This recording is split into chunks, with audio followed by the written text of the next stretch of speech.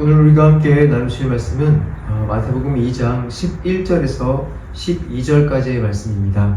마태복음 2장 11절에서 12절까지의 말씀입니다. 제가 여러분들을 대신하여 말씀을 읽도록 하겠습니다.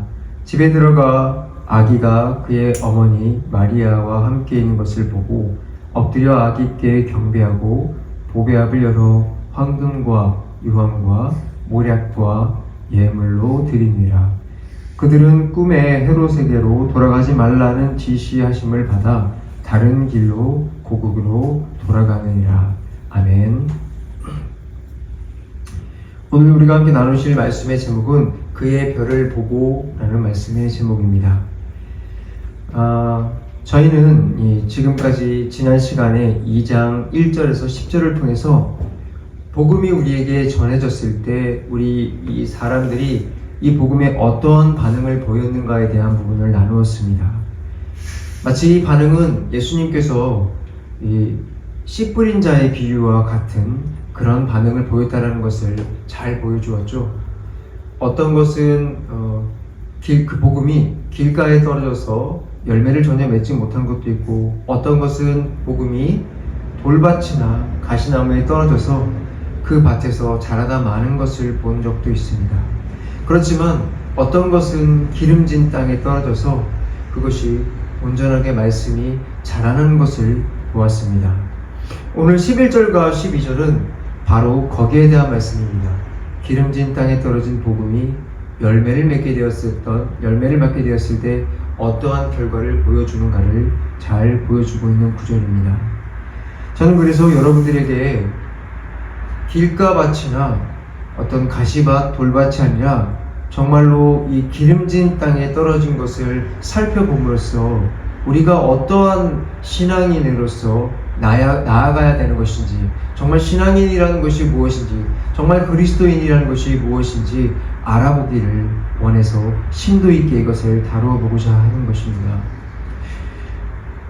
많은 사람들이 복음을 듣고 예수님을 영접했다라고 이야기를 하고 있지만, 저는 우리 복음의 교회 성도님들이 자신을 좀 돌아보았으면 좋겠습니다.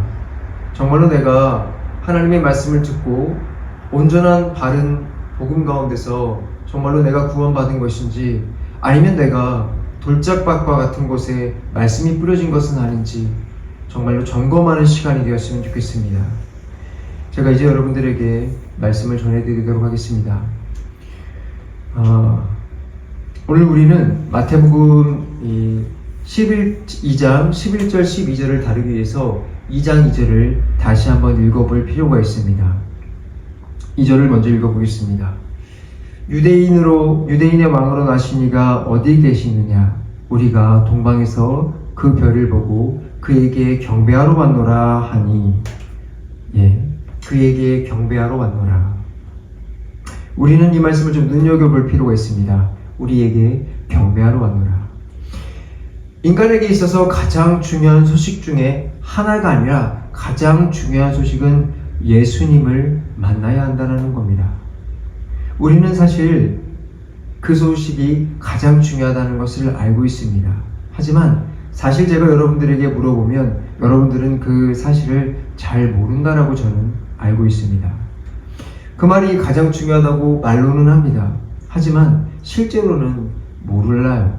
그래서 우리에게 있어서 가장 중요한 소식은 이번 달에 내가 월급이 올랐느냐, 지금 내가 넣고 있는 주식이 지금 올랐느냐 내렸느냐, 이것이 우리에게 가장 중요한 소식이죠. 또한 이런 것도 있어요. 내가 신상품을 구매해야 되는데 이것이 출시했느냐 안 했느냐. 어떤 사람은 이것이 가장 중요한 소식이죠. 내가 너무나 심심한데 내가 볼거리가 있느냐 없느냐, 이것이 가장 중요한 소식이라는 겁니다. 저는 이것을 바라볼 때 제 자신이 모두 다 여기에 해당하는 것 같습니다. 아침에 눈을 뜨면 정말로 예수님이 가장 중요하다면 우리는 예수님을 가장 먼저 찾겠죠. 근데 저는 가장 먼저 눈을 뜨면 스마트폰을 열고 쇼츠를 봐요. 이것이 무엇입니까? 가장 재밌는 것이 무엇이냐라는 것을 바라보고 있는 제 자신을 본다라는 것이에요. 그렇기 때문에 우리는 말로는 예수님이 가장 중요한 분입니다 라고 이야기를 하고 있지만 실제로 우리의 삶에서는 예수님에 대해서 관심이 없습니다. 중요하다라고 생각을 하지 않아요. 그런데 이것은 사실 놀라운 사실이 아니에요. 여기 앉아있는 많은 그리스도인들조차도 예수님께 관심이 없다는 것은 놀라운 사실이 아니라는 거예요. 왜냐하면 성경이 그 사실을 우리에게 이야기하기 때문이에요. 성경은 우리에게 이렇게 얘기합니다. 인간은 모두 영적 소경이다. 영적 소경이기 때문에 우리 자신이 죄인이라는 것을 모른다. 죄인이라는 것을 모르는 사람들은 어느 누구라도 자신이 죄인이라는 것을 모르기 때문에 예수님께 관심을 가질 수가 없다. 성경이 말해주고 있는 진리는 바로 그것입니다. 성경은 진리입니다. 우리의 모습을 온전하게 보여주죠. 하지만 성경을 또한 보면 예수님을 진심으로 찾는 사람들이 있습니다. 예수님을 진심으로 찾는 사람들은 자신들이 영적으로 죄인이라는 것을 알아요. 영적으로 죄인이라는 것을 안다. 이것이 무엇이냐? 내가 하나님께 죄를 지었다는 사실을 알고 있다는 거예요. 내 영혼 깊숙이 하나님 앞에 죄를 지은 자라는 것을 아는 사람입니다. 내가 영원히 죄를 지었기 때문에 앞으로 나에게 다가올 형벌이 얼마나 두려운 것인지 뼈저리게 느끼는 사람들만이 예수님을 찾고 예수님이 얼마나 중요하다는 것을 안다라는 것입니다. 이것은 마치 철로역정에서 크리스찬이 자신의 죄 때문에 이것도 하지 못하고 저것도 하지 못하고 벌벌 떨고 있었던 그 깊은 두려움의 모습을 보여주고 있는 것과 마찬가지라는 것입니다. 이러한 사람들은 바로 영적인 시력이 살아있는 사람들입니다. 영적인 시력이 살아있는 사람들은 자신이 누구인지 알게 됩니다. 저는 여러분들에게 이런 것들을 물어보고 싶습니다. 여러분들은 영적인 시력이 살아있는 사람들입니까? 정말로 여러분들은 예수님이 여러분들 인생에서 가장 중요한 사람들입니까? 저는 오늘 이 말씀을 준비하면서 다시 한번 이 2절을 읽으면서 이 말씀 앞에서 제가 던진 이 질문 앞에서 저 역시도 자유로울 수 없다는 것을 발견하게 되었습니다. 나는 정말로 예수님께 관심이 있었는가? 정말로 나의 가장 최고의 관심이 예수님인가? 제가 여기에 대한 질문을 하게 된 것은 동방박사들 때문입니다. 저는 예수님을 믿습니다. 그런데 이 동방박사들, 예수님을 알지 못하던 그 이방인들이 별을 보고 예수님께 경배하러 왔다라는 그 사실이 저를 흔들어 놓았습니다.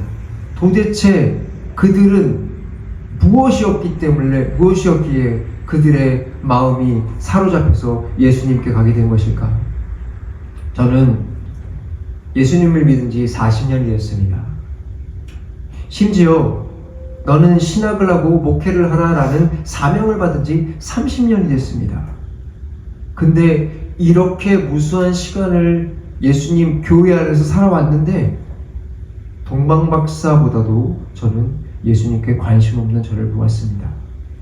제가 정말로 교회에 나와서 이렇게 예배를 드리고 있지만, 지금 여러분들 앞에서 말씀을 전하고 있지만 진심으로 하나님만 바라보면서 경배를 했던 적이 있는 것인가? 저는 여기에 대한 대답을 명쾌하게 할 수 없더라고요. 정말로 자신이 없었습니다. 정말로 내가 영적인 시력이 살아있다면 내 영혼 깊은 곳에서부터 하나님을 향해서 내가 얼마나 하나님께 원수가 되었는가, 그래서 내가 얼마나 하나님께 죄송한 사람이고 정말로 두려움에 떨어야 될 죄인인가라는 것을 찾게 되며 예수님을 찾게 될 텐데, 저는 그런 모습을 단 한 번도 가져본 적이 없다는 것입니다.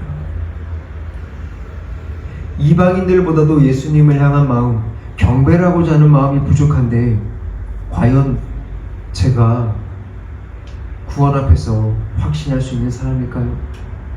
저는 이 말씀 앞에서 제 눈이 캄캄해지기 시작했습니다. 근데 더 놀라운 사실은 무엇이냐면, 이렇게 캄캄한 현실을 보면서도 제 마음속에서는 큰일 났다, 이제 죽었구나 라는 마음이 아니라 머리로 그것이 이해가 되는데 심장으로, 영혼으로는 아무런 감각이 없었다는 것입니다. 성경에 나오는 문둥병자와 같은 사람이 제 모습이었다는 거죠. 복음이 내게 눈을 열어주셔서 너의 모습에, 너의 상태가 지금 이렇다라는 것을 이야기해 주고 있는데 회개조차도 진실로 하지 못하는 것이 바로 제 모습이었다는 것입니다. 저는 마음으로 떨진 않았지만 절망할 수밖에 없었습니다. 도대체 어떻게 해서 동방 박사와 저와 이런 차이가 나는지 궁금할 수밖에 없었어요. 그래서 저는 하나님 앞에 묻고 기도했습니다. 물음을 찾아듣고 기도를 했습니다. 그리고 저는 다시 한번 2절 앞에 서게 되었습니다. 하나님께서 제게 이 말씀을 보여주셨습니다. 2절 말씀입니다. 그의 별을 보고. 그렇습니다. 동방박사들과 저의 차이점이 무엇이었느냐? 동방박사는 그의 별을 보았다라는 것입니다. 그의 별을 보았다라는 것이 무슨 말이냐면 하나님께서 동방박사들에게 예수님께로 인도하는 별을 보여주셨다는 것입니다. 우리는 동방박사를 생각하면 보통 이렇게 생각을 해요.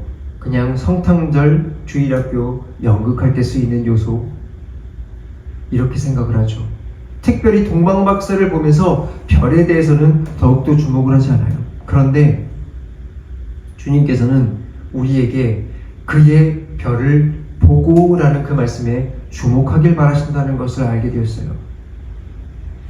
하나님께서는 너희들에게도 그의 별을 보고라는 이 말씀에 주목하면서 과연 너에게는 그 별을 본 적이 있느냐라는 것을 묻고 계신다는 것입니다. 여러분, 저는 여러분들에게 묻고 싶습니다. 여러분들은 지금 신앙생활을 하고 있습니다.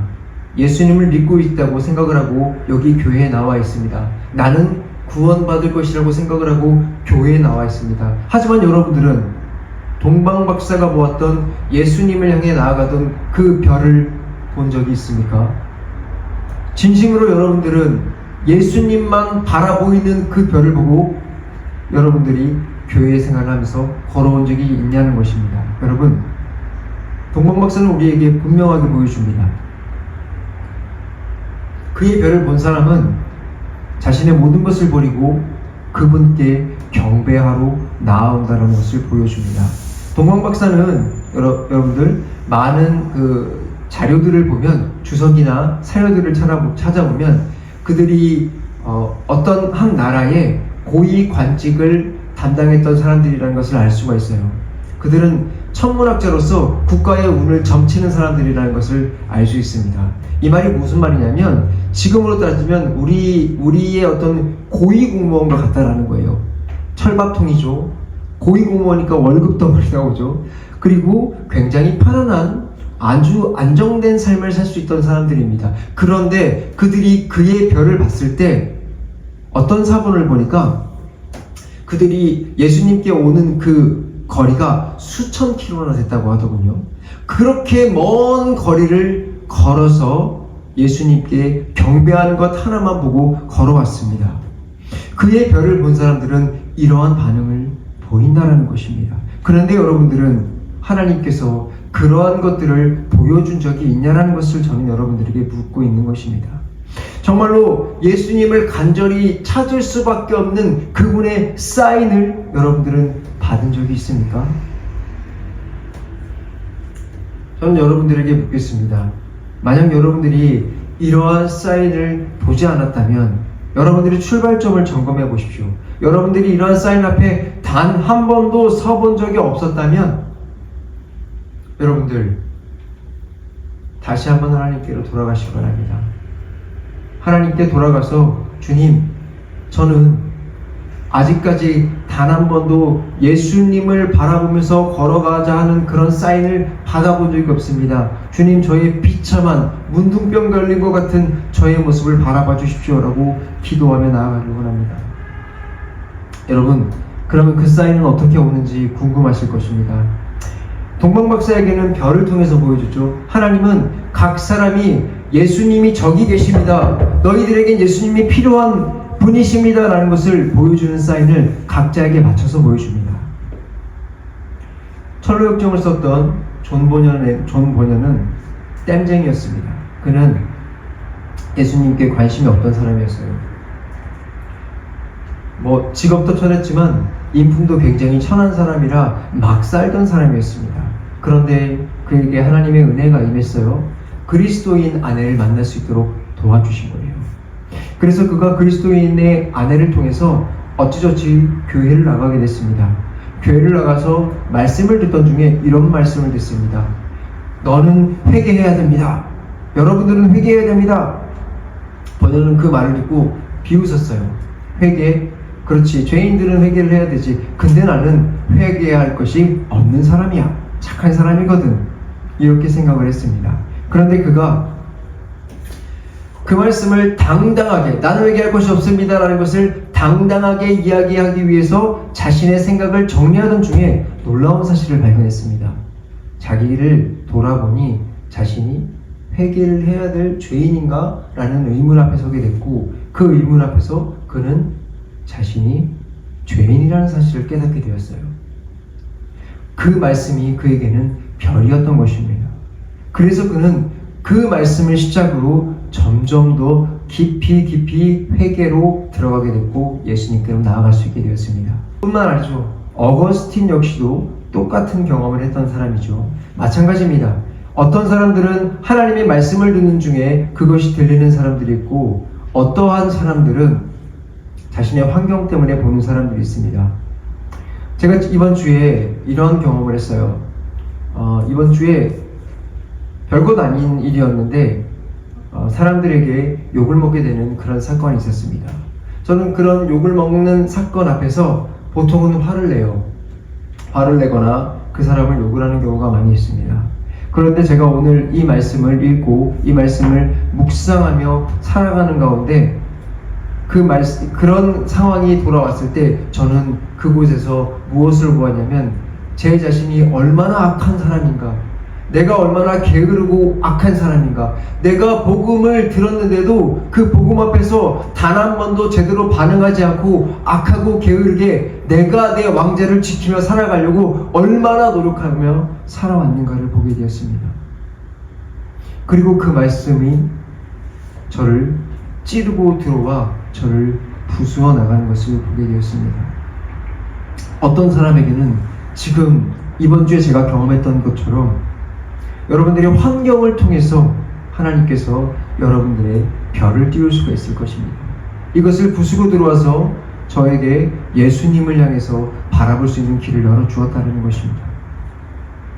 여러분, 어떠한 모습이 되었던 예수님은, 하나님께서는 분명히 여러분들에게 예수님을 볼 수 있는 별을 띄워주실 것입니다. 그러므로 여러분들은 간절히 하나님께 그 별을 보여달라고 묵상하시며 기도하는 사람들이 되었으면 좋겠습니다.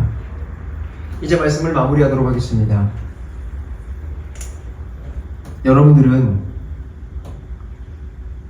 삶에 있어서 동방박사와 같이 하나님께서 여러분들에게 띄워주신 그 예수님만을 바라볼 수 있는 별을 보여주었습니까? 여러분, 그 별은 그저 막연한 믿음이 아닙니다. 우리가 예수님을 본다는 것은 우리의 육체의 눈으로 보지는 못합니다. 하지만 하나님께서 그 별을 보여주실 때 여러분들이 영적인 눈이 열리고, 저 멀리 보이는 예수님이시지만 저분이 보이기 때문에 우리는 그곳을 걸어갈 수 있게 되는 것입니다. 기독교는 그저 막연하게 믿어라 강요해서 믿는 것이 아니라 하나님께서 보여주신 그 별을 바라보았을 때 그 별을 바라보고 나아갈 수 있는 종교입니다. 마치 아브라함이 처음에 내 친척과 아비집을 떠나 내가 내게 지시하는 땅으로 가라라고 말씀하셨던 그 음성을 들었던 것처럼 여러분들에게도 확실한 그런 믿음의 표징, 사인을 보여주신다는 것입니다. 여러분들은 그 별을 보신 적이 있습니까?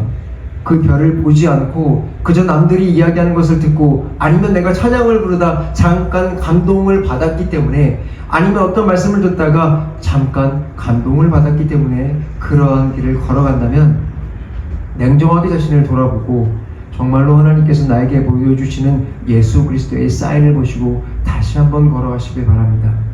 그리고 이 걸음 속에서 예수님이 여러분들을 향해서 부르시는 그 부르심을 향해 걸어갔을 때 여러분들이 마침내 예수님을 만날 수 있는 그런 귀한 은혜를 경험하게 될 것입니다. 그러므로 사랑하는 복음의 교회 성도 여러분들, 저는 여러분들이 부디 이 복음 앞에서 하나님을 참으로 만날 수 있는, 예수님을 참으로 만날 수 있는 그런 아버지의 자녀들이 되셨으면 좋겠습니다. 이제 다 같이 기도하겠습니다.